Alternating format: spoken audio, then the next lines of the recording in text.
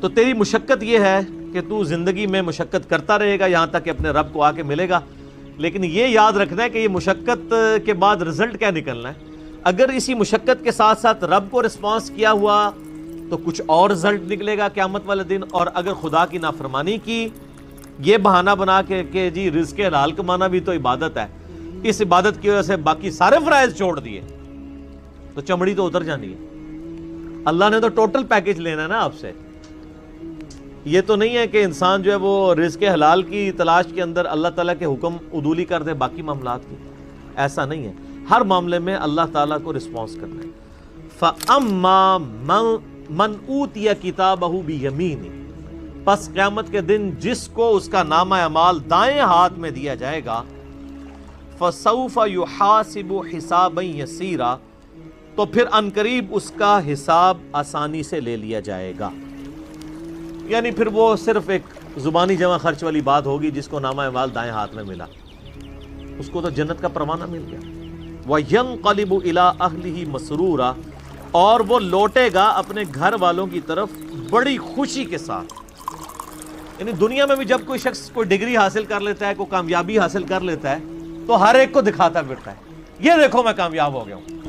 تو قیامت والے دن بھی ظاہر ہے کہ وہ الٹیمیٹلی سب سے بڑی ڈگری تو وہ ہے نا، اصل کامیاب ہوا ہے جو آخرت میں کامیاب ہوا۔ دنیا میں چاہے کوئی شخص گمنامی کی موت مر گیا کسی فٹ پاتھ کے کنارے، اس کو لاوارث لاش کے طور پہ بغیر کفن کے بھی دفنا دیا گیا، تو قبر میں اسے جنتی کفن مل جائے گا۔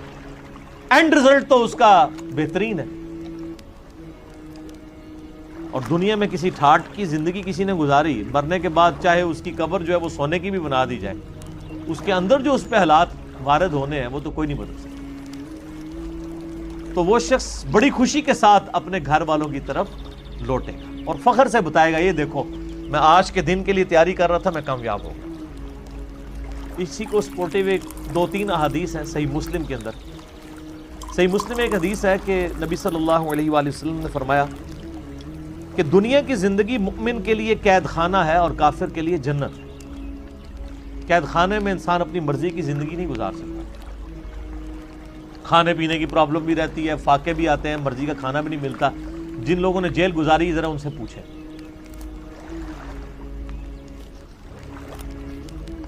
اور کافر اپنی مرضی کی زندگی گزارتا ہے، اس لیے اس نے دنیا کو جنت بنایا۔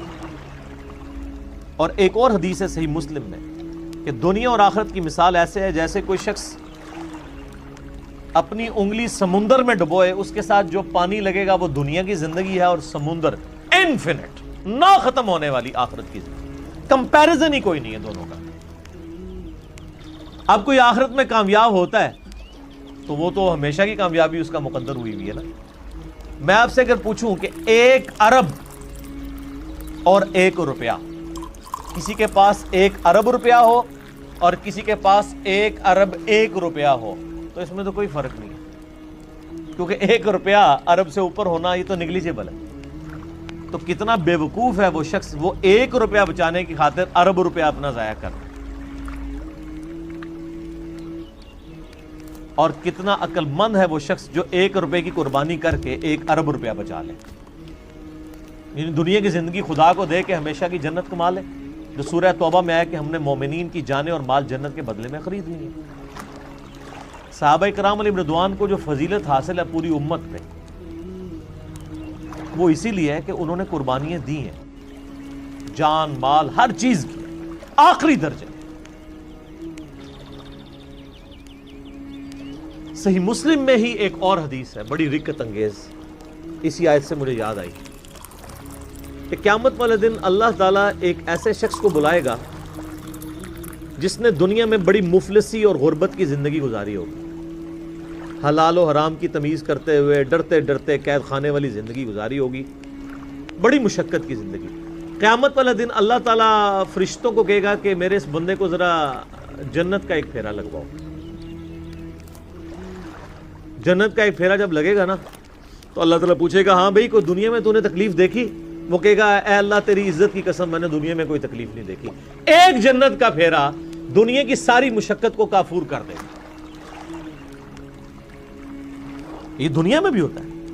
مجھے یاد ہے ہم انجینئرنگ یونیورسٹی میں کتنی محنت کر کے پڑھا کرتے تھے، ہماری تو خیر میکینیکل انجینئرنگ ذرا ہیوی ٹف تھی، لیکن جب رزلٹ آتا تھا پوزیشن آ جاتی تھی.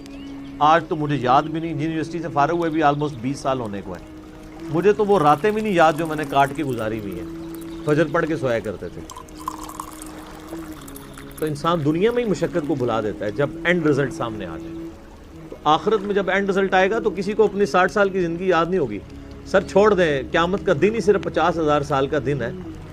دنیا میں 60 سال کی زندگی کے عوض اگر وہ 50,000 سال کا قیامت کا دن ہی صرف امن میں گزر جائے نا، تو یہی بدلہ کافی ہے کہ باقی لوگ ذلیل ہو رہے ہوں اور آپ کو اللہ کے عرش کا سایہ نصیب ہوا ہو. 60 سال کے بدلے میں 50,000 سال کی صرف قیامت کے دن کی کامیابی مل جائے. بعد کی تو اربوں سال کی زندگی ہے. اور دنیا میں 60 سال میں عیاشی میں، اور 60 سال بھی کیا عیاشی کے گزارنے ہوتے ہیں، اس کو بھی آپ نیٹ کیلکولیشن کریں تو چند ایک سال ہی بنتے ہیں. سونے کے اوقات نکال دیں، بچپن کے اوقات نکال دیں. اس کے بدلے اور کوئی عذاب نہ بھی ہو، قیامت کے دن کا 50,000 سال کا دن ہی عذاب میں کاٹنا پڑ جائے تو یہی بہت بڑا عذاب ہے. اللہم اجرنا من النار، آمین. پھر اللہ تعالیٰ، صحیح مسلم میں حدیث ہے کہ اللہ تعالیٰ ایک ایسے بندے کو بلوائے گا جس نے دنیا میں بڑی عیاشی کی زندگی گزاری ہوگی، کوئی حلال و حرام کی تمیز نہیں کی ہوگی، اپنی مرضی کی زندگی گزاری ہوگی. اور میں اکثر کہتا ہوں کہ دنیا آپ اللہ کی مرضی کی گزاریں، آخرت آپ کی مرضی کی ہوگی. اور اگر دنیا آپ نے اپنی مرضی کی گزاری تو آخرت پھر اللہ کی مرضی کی ہوگی. اللہ تعالیٰ فرمائے گا ذرا اسے ایک پھیرا لگاؤ نا دوزخ کا. یہ بڑا کہتا تھا دنیا میں کہ ایک پھیرا ہی لگنا خیر ہے. کہتے ہیں نا مسلمان، یہودیوں سے ہی مستعار لی ہوئی ہے نا یہ چیز. یہودی بھی یہی کہتے تھے کہ اگر اللہ نے ہمیں دوزخ میں بھیجا تو چند دن کے لیے بھیجے گا، الٹیمیٹلی تو ہم بخشے بخشائے ہیں. اللہ نے فرمایا تم نے کوئی عہد لے لیا اپنے رب سے اس معاملے میں. یہاں تو ایسے بڑی آسانی سے لوگ یہ کہہ دیتے ہیں. میں تو اکثر کہتا ہوں کہ ہم میں تو یہ بھی طاقت نہیں کہ ہم 10 سیکنڈ کے لیے موم بتی کے فلیم کے اوپر اپنا ہاتھ رکھ سکیں. جو شخص اتنا کمزور ہو وہ یہ دعویٰ کرے کہ خیر ایک پھیرا ہی لگے گا. سورہ الفرقان میں اللہ تعالیٰ فرماتا ہے کہ دوزخ تھوڑی دیر کے رہنے کے لیے بھی اور زیادہ دیر کے لیے بھی بدترین جگہ ہے، لیکن مسلمان کہتا ہے ایک پھیرا ہی لگے گا. کوئی 10 سیکنڈ کے لیے موم بتی کے فلیم پہ ہاتھ رکھ سکتا ہے؟ بخاری مسلم کے الفاظ ہیں، نبی علیہ السلام فرمایا کہ آخرت کی آگ دنیا کی آگ سے 70 گنا زیادہ تیز ہے. اس آگ میں صرف 10 سیکنڈ کے لیے ہاتھ نہیں رکھا جانا، پتہ نہیں کتنے عرصے کے لیے پھینکا جانا ہے، اور آپ کہتے ہیں ایک پھیرا ہی لگے گا. ہم دنیا میں اس سے بھی آسان مثال دیتے ہیں. اگر کوئی شخص کہتا نا ایک پھیرے سے کیا فرق پڑتا ہے، اسے کہیں کہ ہم آپ کو ایک فجر کی نماز چھوڑنے پہ صرف ایک پھیرا لگاتے ہیں فجر سے لے کے زور تک کا، ایک ایسے کمرے میں جو کمرے کا سائز ہوگا 10 فٹ بائی 10 فٹ، اس میں 100 کوبرا سانپ ہوں گے، 100 بچھو ہوں گے، 100 اژدہا ہوں گے. بس ایک ہی پھیرا لگنا ہے فجر سے زور تک. تو تصور سے انسان کو لگ پتا جاتا ہے. تو اس کا مطلب یہ ہے آخرت، چونکہ دنیا نقد ہے فوراً بندے کو خوف آتا ہے. آخرت ادھار ہے، انسان کہتا ہے نہیں خیر دیکھی جائے گی، چھاٹ ہی دے گا، کچھ بھی ہے اللہ تیرے محبوب کی امت سے. بولے اعوذ باللہ. تو اللہ تعالیٰ، صحیح مسلم کے الفاظ ہیں، اس جو بندہ کہتا تھا نا دنیا میں خیر ایک پھیرا ہی لگے گا، اللہ تعالیٰ کہے گا ذرا اس کو ایک پھیرا لگواؤ نا دوزخ کا. بڑی عیاشی کی اس نے دنیا میں. جب دوزخ کا ایک پھیرا لگے گا تو اللہ تعالیٰ پوچھے گا ہاں بھائی کوئی دنیا میں خیر دیکھی تو نے؟ کیا اللہ؟ وہ کہے گا اللہ تیری عزت کی قسم میں نے دنیا میں کوئی خیر نہیں دیکھی. دنیا کی ساری عیاشی دوزخ کے ایک پھیرے سے کافور ہو جائے گی. صرف پھیرا، ابھی تو پرماننٹلی جو اس نے جانا ہے وہ علیحدہ معاملہ ہے. تو یہاں کس طرح لوگ کہہ دیتے ہیں. اب اس پورے تناظر میں اس آیت کو اگر آپ سمجھیں کہ جسے دائیں ہاتھ میں نامہ اعمال دیا جائے گا اس کا حساب آسانی سے لیا جائے گا اور وہ بڑی خوشی کی حالت میں اپنے گھر والوں کی طرف لوٹے گا. وَأَمَّا مَنْ أُوتِيَ كِتَابَهُ وَرَاءَ ظَهْرِهِ، اور جسے اس کا نامہ اعمال اس کی پشت کے پیچھے سے دیا جائے گا، الٹے ہاتھ میں دیا جائے گا، الٹے ہاتھ میں اور پشت کے پیچھے سے. پشت کے پیچھے سے اس لیے دیا جائے گا اس کو کہ جب اس کا نامہ اعمال اس کے الٹے ہاتھ میں پکڑایا جائے گا نا تو اس کو پتہ چل جائے گا میں فیل ہو گیا ہوں، تو وہ اپنا ہاتھ ہی پیچھے کر لے گا. یہ تو دنیا تو نہیں ہے نا کہ آپ دھوکہ دے لیں، بچ جائیں. دنیا میں تو ٹرین پہ بغیر ٹکٹ کے جو لوگ سفر کر رہے ہوتے ہیں، اگر ٹی ٹی آ جائے تو ایک کمرے سے دوسرے میں چلے جاتے ہیں، یہی کرتے ہیں نا، یا باتھ روم میں جا کے چھپ جاتے ہیں ٹکٹ نہ خریدنے کے لیے. تو سر یہ تو اللہ سے کون بچ سکتا ہے؟ کوئی نہیں بچ سکتا. تو الٹے ہاتھ میں اسے نامہ اعمال جب اس کے الٹے ہاتھ کی طرف بڑھایا جائے گا نا، وہ کہے گا لو جی مارا گیا، تو اپنا ہاتھ پیچھے کر لے گا، تو پیچھے سے اس کو پکڑا دیا جائے گا. وہ تو فرشتے ہیں نا جی. اللہم اجرنا من النار، آمین. اللہ تعالی ہمیں نامہ اعمال دائیں ہاتھ میں نصیب فرمائے اور بغیر حساب و کتاب میں جنت میں داخلہ عطا فرمائے، آمین. فسوف یدعو ثبورا، وہ چلائے گا اور کہے گا ہائے میری موت، ہائے میری موت. پھر وہ موت پکارے گا کہ موت آئے تو جان چھوٹ جائے. وَيَصْلَى سَعِيرًا، اور اسے بھڑکتی ہوئی آگ میں داخل کیا جائے گا. إِنَّهُ كَانَ فِي أَهْلِهِ مَسْرُورًا، بے شک یہ دنیا میں اپنے گھر والوں میں تو بڑا خوش رہتا تھا. اچھا اس میں امپلائیڈ ہے کہ جو دوسرا ہے نا وہ گھر والوں میں خوش کوئی نہیں تھا. جو جنتی ہے وہ گھر میں نہ خوش ہی تھا. تبھی تو وہ گھر والوں کو جا کے بتائے گا نا کہ دنیا میں تو تم نے مجھے بڑا تنگ کیا ہے، دیکھ لو آج میں پاس ہو گیا ہوں. ورنہ تو وہاں بھی آتا کہ وہ دنیا میں بھی بڑا خوش تھا گھر والوں سے. جو دوستی ہے نا اس کا ذکر ہے کہ وہ گھر میں خوش تھا دنیا میں، اور اب گھر والوں کے آگے جا کے روئے گا کہ تمہاری وجہ سے میں نے حلال اور حرام کی تمیز گنوا دی، آج دیکھو میں مارا گیا ہوں. لیکن اس وقت رونے پیٹنے سے فائدہ کوئی نہیں ہونا. وہی اولاد جس کے لیے اس نے دنیا میں مشقت اٹھائی تھی اور دنیا میں عیاشی کی زندگی ان کو گزارنے کے لیے خود حرام کی کو جو ہے وہ کمایا تھا، مارا جائے گا. اب دیکھ لیں اللہ تعالیٰ مارا ہے کہ وہ دنیا میں بڑا خوش تھا اپنے اہل و عیال کے اندر. یہ حقیقت بات ہے. جو دین کے راستے پہ چلے نا جی سر، دنیا اس کی پھر آسان نہیں ہوتی، ورنہ انبیاء کرام علیہ السلام کی دنیا آسان ہو جاتی. یہ جو جب دعا بھی کی جاتی ہے نا، ربنا آتینا فی الدنیا حسنہ وفی الآخرۃ حسنہ وقنا عذاب النار، اس حسنہ سے قطعاً یہ مراد نہیں ہے کہ آپ دنیا سکون کی آپ کی گزرے گی اس حوالے سے کہ آپ کو دنیاوی نعمتیں مل جائیں گی، نہیں. صرف یہ ہوگا کہ دنیا میں جو تکلیفیں آئیں گی نا وہ برداشت کرنا آسان ہو جائیں گی. تکلیف سے کسی کو چھٹکارا نہیں ہے.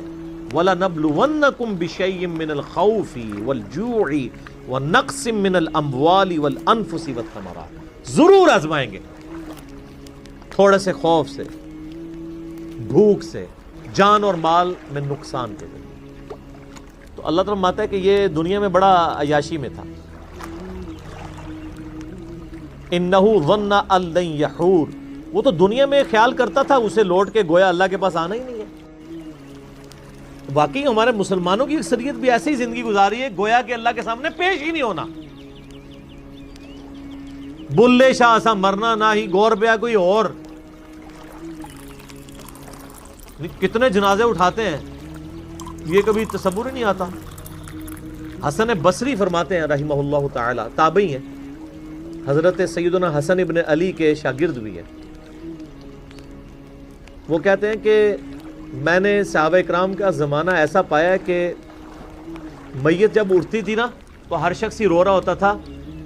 نئے آنے والے بندے کے لیے مشکل ہوتا تھا کہ میں تعزیت کس سے کروں، کہ ان میں سے کون ہے بندہ جس کا رشتہ دار مرا ہوا ہے.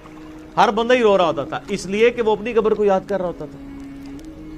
تو نئے بندے کے لیے تعزیت کرنا مشکل ہو جاتی تھی کہ مریا کی دے وچوں سارے ہی رو رہے ہوتے تھے. ظاہر ہے جی صحابہ کا زمانہ، نبی الاسلام سے متصل انہوں نے حضور کی صحبت کی ہوئی تھی. صحیح مسلم میں حدیث ہے کہ عبداللہ بن عمر کہتے ہیں کہ نبی الاسلام نے میرے کندھے پہ یوں ہاتھ رکھ کے نا جھٹکا دیا اور فرمایا کہ عبداللہ اپنے آپ کو مردوں میں شمار کرنا، زندوں میں نہیں. تو وہ تو ہر وقت جان ہتھیلی پہ رکھ کے پھر رہے ہوتے تھے. صحیح بخاری میں حدیث ہے، آپ ایک چوراہے سے گزرے، کچھ لوگ ہنس رہے تھے صحابہ میں سے، آپ رک گئے، آپ نے فرمایا کہ جو میں جانتا ہوں اگر تم جانتے تو بہت کم ہنستے زندگی میں، زیادہ روئے ہی کرتے. تو جن لوگوں نے یہ ساری چیزیں آبزرو کی ہوئی تھی نا نبی الاسلام کی مبارک زندگی سے، ان کی پھر حالت یہی ہوتی تھی. انسان کو یہ کبھی گمان ہی نہیں ہوتا کہ اس نے لوٹ کے بھی اللہ کے پاس جانا ہے. بلا کیوں نہیں، ان ربہ کان بہ بصیرا، بے شک تیرا رب تو خوب دیکھ رہا تھا جب وہ اعمال کر رہے تھے. دنیا میں بے شک جتنی مرضی عیاشی کی ہے وہ کہیں نوٹ ہو رہی تھی، تیرا رب دیکھ رہا تھا، اور وہ رب کا ہی حوصلہ ہے کہ دیکھ رہا ہے اور ڈھیل دیتا رہتا ہے، لیکن جب پھر کھینچے گا نا تو پھر کسی کا لحاظ نہیں ہے۔ بخاری مسلم کی حدیث ہے، اے میری بیٹی فاطمہ، میرے مال سے جو کچھ لینا ہے لے لے، اگر اللہ نے تجھے پکڑ لیا قیامت کے دن میں تجھے اللہ سے چھڑا نہیں سکوں گا۔ اے میری پھوپھی صفیہ، میرے مال سے جو لینا ہے لے لے، اگر اللہ نے تجھے پکڑ لیا تو میں اللہ کے حضور تیرے کچھ کام نہیں آؤں گا۔